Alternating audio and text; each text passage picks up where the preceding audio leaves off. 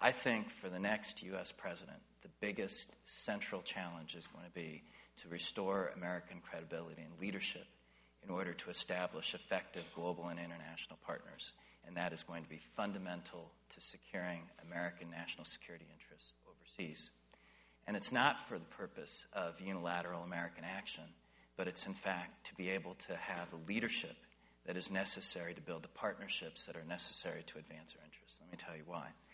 Whoever the next president is going to face a series of crises. Iran, Iraq, Afghanistan, North Korea, Middle East peace process, Pakistan. You're going to face a whole series of geopolitical challenges. Rise of India and China. Russia being resurgent and more authoritarian.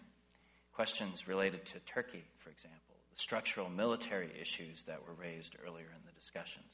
And then there are a series of wider, almost existential, structural, systemic questions that we face in the world that we live in today. Issues of energy security and climate change, non-proliferation, proliferation of nuclear weapons in particular, transnational terrorism, global poverty. And there's no way that the United States alone can deal with these issues. The only way that we could do this is to effectively establish the kinds of partnerships with an international community that trusts one another and works by a rule-based system. And so in order to do this, and coming back to specifically the point that you raise, it's not an issue of self-flagellation. I would disagree with Peter here. I don't think the Democratic Party or the candidates are engaged in self-flagellation.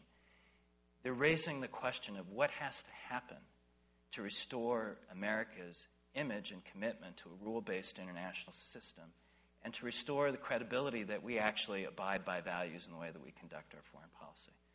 And so I think that whoever that president is, that they're going to have an aggressive agenda that demonstrates a change in American behavior, that we're willing to, say, close Guantanamo, that we're willing to stop flirting with the definition of torture, that we will uphold the Geneva Conventions, that we'll seek the ratification of the Comprehensive Task-Ground Treaty, that will advance a strong and aggressive agenda on climate change.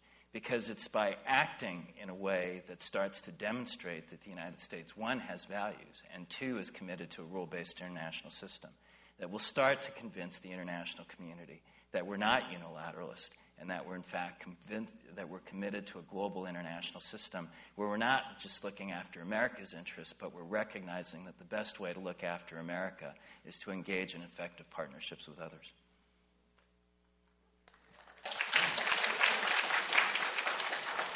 Thank you.